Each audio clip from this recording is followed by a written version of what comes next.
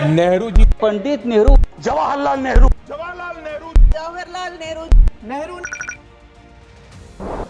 नेहरू जी ने पाकिस्तान के कहने पर यह शर्त स्वीकार की है कि इन बांध में जो मिट्टी आएगी, कूड़ा कचरा आएगा और बांध भर जाएगा, इसकी सफाई नहीं कर सकते। पंडित नेहरू उन्हें सोने भी नहीं देते और जीने भी नहीं देते। जवाहरलाल नेहरू हाजिर हो। पाक ऑक्यूपाई कश्मीर का अगर अस्तित्व है तो जवाहरलाल नेहरू जी की ये युद्ध विराम के कारण है।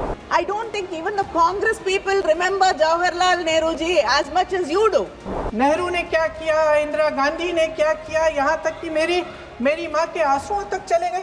कहीं भी बांध बनता है तो उसमें एक मैकेनिज्म होता है उसकी सफाई का, डीसिल्टिंग का।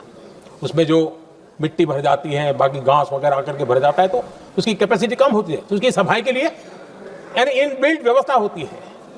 नेहरू जी ने पाकिस्तान के कहने पर यह शर्त स्वीकार की है कि इन बांध में जो मिट्टी आएगी, कूड़ा कचरा आएगा और बांध भर जाएगा, इसकी सफाई नहीं कर सकते, डीसिल्टिंग नहीं कर सकते हैं। बांध हमारे यहाँ, पानी हमारा, लेकिन निर्णय पाकिस्तान का। सबको पंडित नेहरू की बहुत याद आती है। पंडित नेहरू हो, सरदार पटेल हो, भूतकाल में बहुत घूमते हैं आप लोग। पंडित नेहरू उन्हें सोने भी नहीं देते और जीने भी नहीं देते। सरदार पटेल की भी याद आती है। मेरा एक कहना है कि नेहरू तो महान थे, लेकिन सरदार पटेल को प्रधानमंत्री न बनाकर हमने एक ऐतिहासिक भूल की है। बात ऐसी है कि नेहरू साहब बहुत ही डेमोक्रेटिक आदमी थे, सरदार पटेल लोह पुरुष थे। अगर सरदार पटेल ऐसे नेता थे जिसने पहली बार आरएसएस पर प्रतिबंध लगाया था।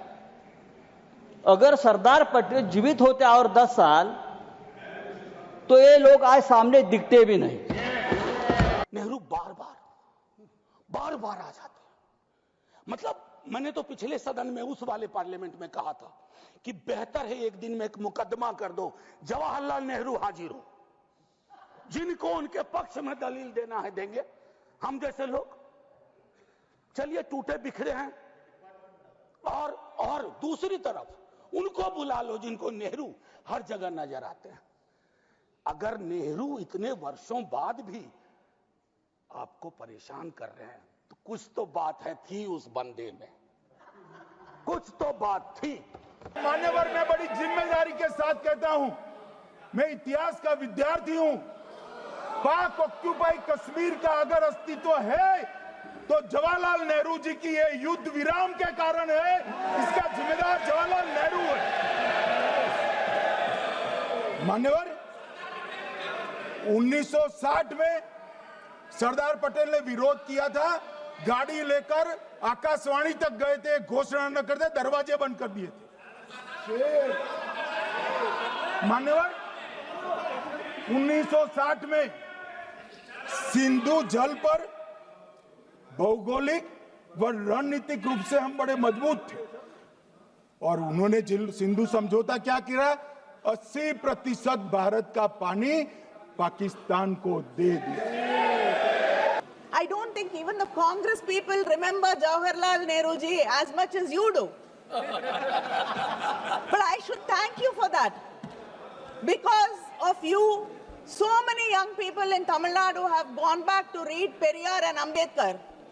And today, all over the world, young people are finding out and wanting to know more about Jawaharlal Nehru ji, because, you know, a person who had such power to change history, to do everything, and imagine having such kind of power till today. Even you, whatever mistakes you commit is because of him.